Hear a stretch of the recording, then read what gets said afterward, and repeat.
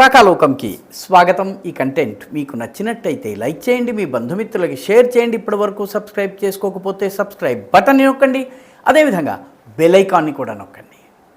మిత్రులారా, గొప్ప నాయకుడి లక్షణం ఏంటి? గొప్ప నాయకుడు రానున్న పరిస్థితుల్ని ముందుగానే ఊహించటమే కాకుండా మొత్తము దేశ ప్రయోజనాలు, అంతర్జాతీయ రాజకీయాల గతివిధులు, దాని యొక్క గతి మతి దశ దిశ వీటికి సంబంధించినటువంటి పూర్తి నిర్ణాయకమైనటువంటి సమాచారాన్ని కలిగి నిర్ణయం తీసుకుంటారు.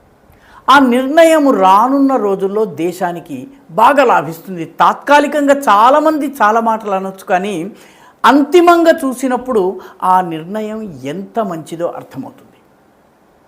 చాణక్యుడు పాపులారిటీని, ప్రజాదరణను ప్రజలకు ప్రియమైనది చేయడం కాదు, ప్రజలకి శ్రేయమైనది చేయాలి, ప్రజలకి ఉపయోగపడేది అంటే దేశానికి ఉపయోగపడే పనిని చేయాలి.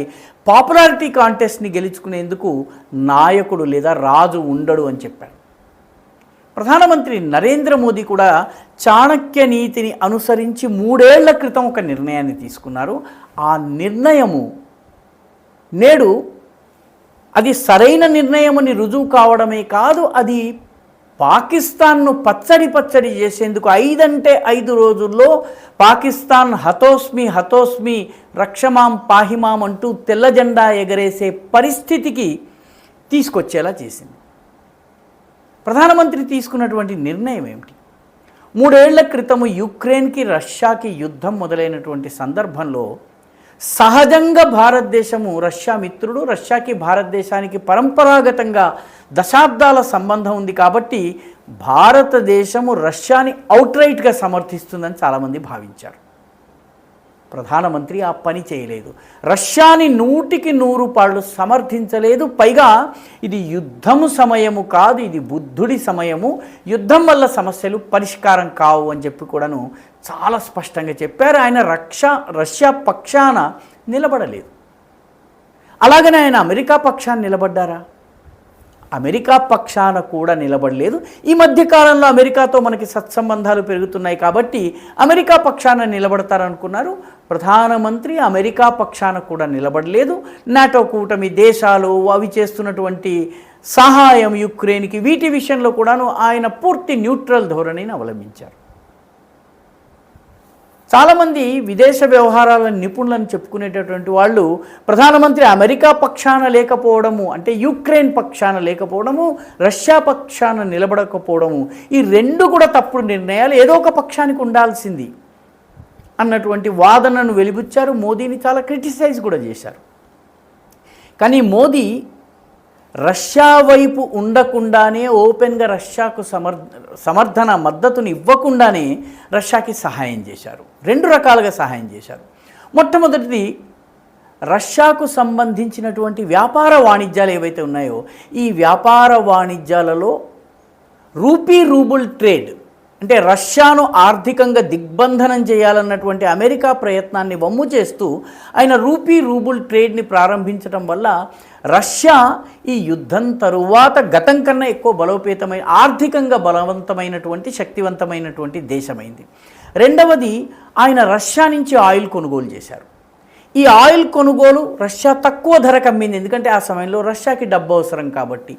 కొనుగోలు భారతదేశం చేసింది. అయితే ఇండియా న్యూట్రల్గా ఉన్న కారణంగా అమెరికా కొద్దిగా అభ్యంతరాలు వ్యక్తం చేసినా పెద్దగా ఏమీ చేయలేకపోయింది. రష్యా నుంచి కొనుగోలు చేసినటువంటి ఆయిల్ని కొద్దిగా శుద్ధీకరించి యూరప్కి అమ్మారు. ఎందుకంటే యూరప్కి ఈ రష్యాకు సంబంధించిన చమురు ముఖ్యంగా చలికాలంలో చాలా అవసరం కాబట్టి చలికాలంలో భారత్ నుంచి రష్యాది, డైరెక్ట్గా రష్యాది కాదు కాబట్టి ఇండియా నుంచి అదే చమురుని కొనుగోలు చేశారు, ఇంధనాన్ని కొనుగోలు చేశారు. పర్యవసానంగా భారతదేశానికి 2 లాభాలు జరిగాయి. ఒకటి, భారతదేశం యొక్క ఆయిల్ రిజర్వ్స్ పెరిగినాయి. రెండవది, భారతదేశానికి కావలసినటువంటి విదేశీ మారక ద్రవ్యము, ఆర్థిక ఆదాయం కూడా లభించింది. మూడవది, రష్యా పక్షాన లేని కారణంగా అమెరికన్ ప్రభుత్వము రష్యా నుంచి S-400 యాంటీ మిసైల్ సిస్టమ్స్ కొనుగోలు చేస్తుంటే అభ్యంతర పెట్టలేదు. కొద్దిగా అభ్యంతర పెట్టినా మా దగ్గర ఉన్నటువంటి వేరే దేశాలకు సంబంధించి కొనాలని చెప్పినప్పటికీ భారతదేశము యుద్ధంలో న్యూట్రల్గా ఉన్న కారణంగా, రష్యా వైపు వెళ్ళని కారణంగా అమెరికా క్యాట్సా నిబంధనల్ని, అంటే శత్రు దేశాల నుంచి వస్తువులు కొనుగోలు చేసే దేశాల మీద విధించేటటువంటి ఆంక్షలు, క్యాట్సా నిబంధన, క్యాట్సా యాక్ట్ అని ఉంటుంది, ఆ నిబంధనల్ని భారత్ కోసం సడలించింది. భారత్ S-400 సిస్టమ్స్ని, ఎయిర్ డిఫెన్స్ సిస్టమ్స్ని తీసుకొచ్చింది. అవి ఈసారి యుద్ధంలో ఎలా ఉపయోగపడ్డాయో ప్రపంచం చూసింది. పాకిస్తాన్ పంపినటువంటి డ్రోన్స్ కానీ, మిసైళ్ళు కానీ, ఈవెన్ విమానాలు కానీ, అవి భారతదేశంలోకి వచ్చిన తరువాత ఒక్కటి కూడాను మన దేశంలోని టార్గెట్లని తగలలేదు. మొత్తం అంతా కూడా గగనతలంలోనే ధ్వంసమైపోయినాయి. కాబట్టి ఈ రకంగా రష్యా పక్షాన ఉండకుండా రష్యాతో చెలిమి చేయటం వల్ల అమెరికా మైత్రిని కూడా కూడగట్టుకునే విషయంలో దేశానికి ఆర్థిక దన్ను, దేశం యొక్క ఆయిల్ రిజర్వ్స్ పెంచటము, రూబుల్ ట్రేడ్ పెంచడం ద్వారా డాలర్ డిపెండెన్సీ తగ్గించటము, వీటన్నిటినీ మించి S-400 సిస్టమ్స్ని కొనుగోలు చేయటము, ఈ 4 లాభాలు జరిగినాయి. ఈరోజు 3 ఏళ్ల యుద్ధం తరువాత యుక్రెయిన్, రష్యా రెండూ భారతదేశానికి తమ మిత్రుడుగానే భావిస్తున్న యుద్ధాన్ని ఆపగలిగితే భారతదేశం యొక్క జోక్యమే ఆపగలుగుతుందని 2 దేశాలు అంటున్నాయి. ఇటు అమెరికా కూడా పూర్తిగా మన పట్ల వైరాన్ని చూపలేనటువంటి పరిస్థితిని తీసుకుని రాగలిగింది. భారతదేశము యుక్రెయిన్, రష్యా యుద్ధ సమయంలో తీసుకున్నటువంటి స్టాండ్ని విమర్శించిన వాళ్ళందరూ కూడాను భారతదేశపు నాయకుడైనటువంటి, భారత ప్రభుత్వ అధినేత అయినటువంటి ప్రధానమంత్రి నరేంద్ర మోదీ యొక్క దూరదృష్టిని ఈరోజు ప్రశంసిస్తున్నారు. ఎందుకంటే రష్యన్ S-400 సిస్టమ్స్ ఎంత ఎఫెక్టివ్గా పనిచేసినాయో మనకి తెలుసును. అదే సమయంలో కేవలము రష్యా, ఫ్రాన్స్ వంటి దేశాలపైన ఆధారపడకుండా ఆత్మనిర్భర్ భారత్, మేక్ ఇన్ ఇండియాల ఆధారంగా ఈ దేశంలో డ్రోన్ సిస్టమ్స్ కావచ్చును, ఈ దేశంలో రకరకాల ఆయుధాలను డెవలప్ చేయడం ద్వారా ఆత్మనిర్భర స్వావలంబిత భారతదేశము పాకిస్తాన్ని యుద్ధంలో కొట్టగలిగింది.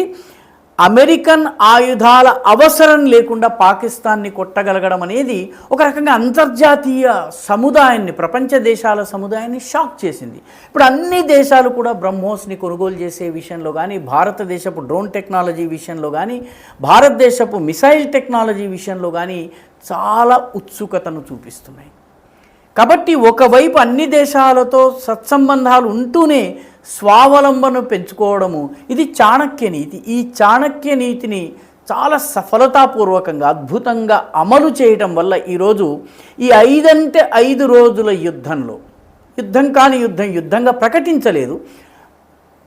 పహల్గాం సంఘటన తరువాత ఉగ్రవాద శిబిరాలపైన దాడి చేసిన తరువాత పాకిస్తాన్ ఆగిపోయి ఉండుంటే అసలు ఈ పరిస్థితి వచ్చి ఉండేది కాదు. పాకిస్తాన్ డ్రోన్ దాడి చేయటము, పాకిస్తాన్ రకరకాల మిసైల్, వైమానిక దాడులు చేయటము, వాటిని మనము తిప్పికొట్టడము, చివరికి పాకిస్తాన్ నుంచి దాడులు పెరిగిపోయిన నేపథ్యంలో మనము పాకిస్తాన్ యొక్క ఎయిర్ అసెట్స్ని ధ్వంసం చేయటం. ఈరోజు పాకిస్తాన్ యొక్క మొత్తం మిలిటరీ అసెట్స్లో 20% అసెట్స్ని మనము కేవలం 5 అంటే 5 రోజుల్లో ధ్వంసం చేశాం.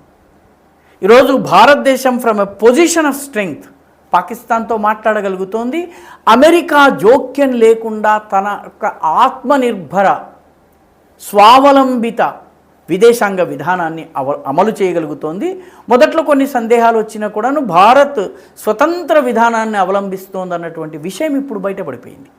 ట్రంప్ గారి అత్యాశ, పేరాశ, దురాశ అంతా కూడాను గాలిలో కలిసిపోయింది. మొత్తానికి పాకిస్తాన్ ఇప్పుడు మళ్ళీ భారతదేశంతో అసలు యుద్ధం గురించి కానీ, దాడి గురించి ఆలోచించాలన్నా కనీసం 10 ఏళ్ళు పట్టేటటువంటి పరిస్థితి వచ్చింది.